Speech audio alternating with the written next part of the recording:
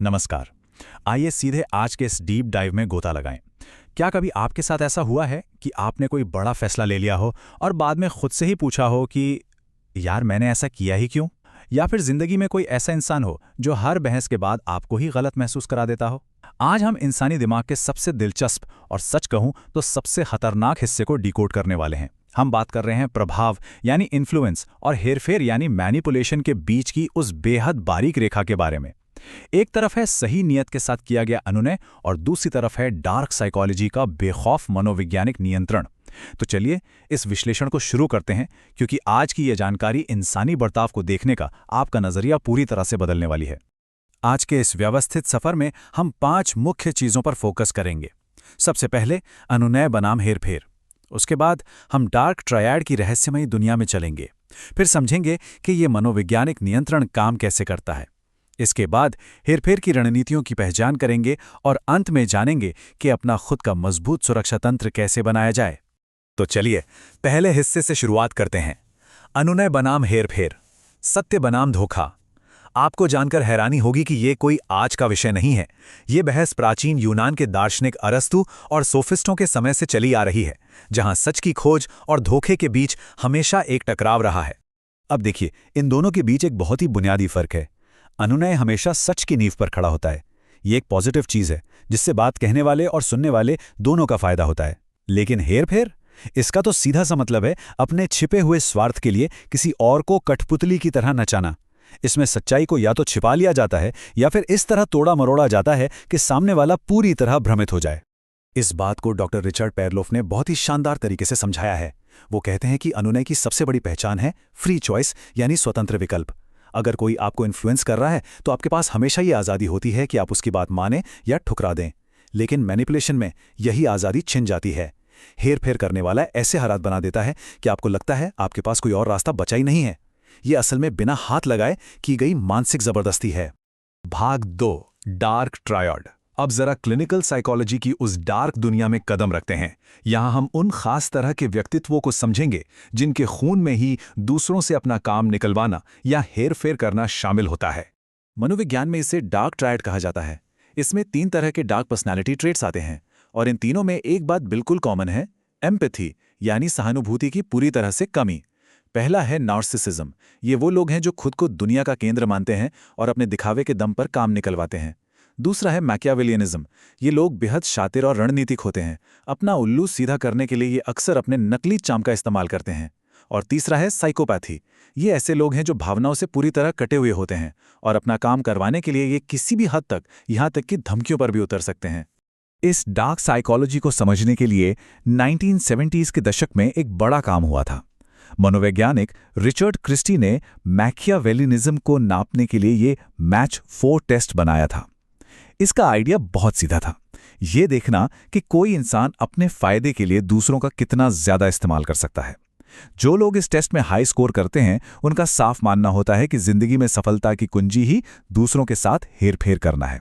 उनके लिए भावनाएं कुछ नहीं होती, सिर्फ और सिर्फ रणनीति मायने रखती है। तो अब आते हैं भाग 3 पर, नियंत्रण का तंत्र। अब सवाल ये उठता है कि आखिर ये डार्क पर्सनालिटी वाले लोग किसी अच्छे खासे समझदार और तार्किक दिमाग को चकमा कैसे दे देते हैं? इनका सिस्टम काम कैसे करता है? इसका सबसे बड़ा हथियार है इमोशनल हाईजैकिंग। असल में हेर-फेर कभी लॉजिक का खेल होता ही नहीं है। ये पूरी तरह भावनाओं का खेल है। हमारा तार्किक दिमाग प्रीफ्रंटल कॉर्टेक्स से चलता है, लेकिन एक शातिर मैनिपुलेटर जानबूझकर आपके अंदर डर, अपराध बोध या किसी तीव्र इच्छा को ट्रिगर करता है। इससे आपका लिम्बिक सिस्टम यानी भावनाओं वाला हिस्सा एक्टिव हो जाता है और एक बार भावनाएं हावी हुई तो समझ लीजिए आपकी सही गलत सोचने की क्षमता पूरी तरह से हाईजैक हो जाती है। ये पूरा खेल मुख्य रूप से 3 सिद्धांतों पर टिका है। पहला, अदृश्यता का सिद्धांत। सबसे खतरनाक मैनिपुलेशन वो है जो आपको दिखाई ही ना दे। आपको लगेगा कि फैसला तो आपका था, जबकि स्क्रिप्ट कोई और लिख रहा होता है। दूसरा, हमारे खुद के कॉग्निटिव बायसेस यानी संज्ञानात्मक पूर्वाग्रहों का फायदा उठाना। और तीसरा, एक अंधा और अनुचित विश्वास बना लेना, क्योंकि एक बार अगर किसी ने आपका विश्वास जीत लिया तो आप उस पर सवाल उठाना बंद कर देते हैं और बस यहीं से असली हेरफेर शुरू होता है। अब बढ़ते हैं भाग 4 की तरफ, रणनीतियों की पहचान। थ्योरी तो हमने बहुत समझ ली, लेकिन अब देखते हैं कि रियल लाइफ में, आपके ऑफिस में या आपके रिश्तों में ये हेरफेर आखिर दिखता कैसा है। आइए कुछ सबसे आम हथकंडों पर नजर डालते हैं। गैस लाइटिंग, जहां सामने वाला आपको इस कदर कंफ्यूज कर दे कि आपको अपनी ही याददाश्त और सच पर शक होने लगे। फिर आता है गिल्ट ट्रिपिंग, यानी हर बात में यह महसूस कराना कि गलती आपकी ही है।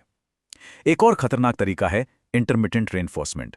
कभी तो आपसे इतना अच्छा बर्ताव करेंगे कि आप आसमान में उड़ें, और अचानक इतनी बेरुखी दिखाएंगे कि आप उनकी एक तारीफ के लिए तरस जाएं। और आइसोलेशन, यानी आपको आपके दोस्तों और परिवार से इतना दूर कर देना कि आप पूरी तरह से सिर्फ उसी इंसान पर निर्भर हो जाएं। मशहूर लेखक जॉर्ज के साइमन ने इस पर एक बहुत ही सटीक बात कही है। वो कहते हैं कि एक मास्टर मैनिपुलेटर कभी आपको फिल्मों वाले विलन की तरह नहीं दिखेगा। वो आपके सामने एक अच्छे दोस्त या मार्गदर्शक का मुखौटा पहनकर आएगा।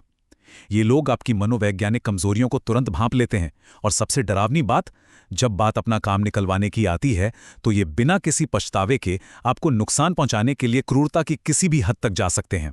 आपने अपने आसपास या ऑफिस में ऐसे लोग जरूर देखे होंगे जो बवाल तो बहुत काटते हैं, लेकिन जब जिम्मेदारी लेने की बात आती है तो वो साफ बच निकलते हैं। इसे साइकोलॉजी में टेफ्लॉन कैरेक्टरिस्टिक कहते हैं। ऐसे लोग कभी अपनी गलती नहीं मानते। इसके बजाय पकड़े जाने पर वो अचानक खुद को विक्टिम या पीड़ित बना लेते हैं। वो इतना ड्रामा करेंगे कि सारा फोकस उनकी गलती से हटकर उनके इस दिखावटी दुख पर चला जाएगा और असली मुद्दा वहीं खत्म हो जाएगा। तो अब हमारे सामने एक बहुत बड़ा और जायज़ सवाल आकर खड़ा होता है। जब इन्फ्लुएंस और मैनिपुलेशन के बीच की ये लाइन इतनी आसानी से मिट जाती है, तो हम अपनी और अपने सच की रक्षा कैसे करें? भाग 5, मनोवैज्ञानिक सुरक्षा। यहीं से हमारे इस विश्लेषण का सबसे महत्वपूर्ण हिस्सा शुरू होता है। आइए जानते हैं कि इन सबसे खुद को बचाने के लिए अपना डिफेंस मैकेनिज्म कैसे तैयार किया जाए। खुद को बचाने के लिए ये 3 कदम बिल्कुल गांठ बांध लीजिए। कदम 1, बाउंड्रीज या सीमाएं तय करें। अगर आप शुरू में ही साफ कर देंगे कि आप क्या बर्दाश्त कर सकते हैं और क्या नहीं, तो किसी के लिए भी आपसे हेरफेर करना बहुत मुश्किल हो जाएगा। कदम 2, भरोसा करें लेकिन वेरीफाई जरूर करें। जब बात पैसे, बड़े फैसलों या किसी की लॉयल्टी की हो तो सिर्फ बातों में ना आए, फैक्ट्स चेक करें। और कदम 3, बाहरी दुनिया से जुड़े रहें। आपके बाहरी दोस्त और परिवार ही आपका असली रियलिटी चेक होते हैं, जो आपको किसी भी जहरीले इंसान के जाल में फंसने से रोकते हैं। ये बात हमेशा याद रखिए, असली जीत ये नहीं है कि आपने उनकी चालाकी को पहचान लिया और अब आप उनसे बहस कर रहे हैं।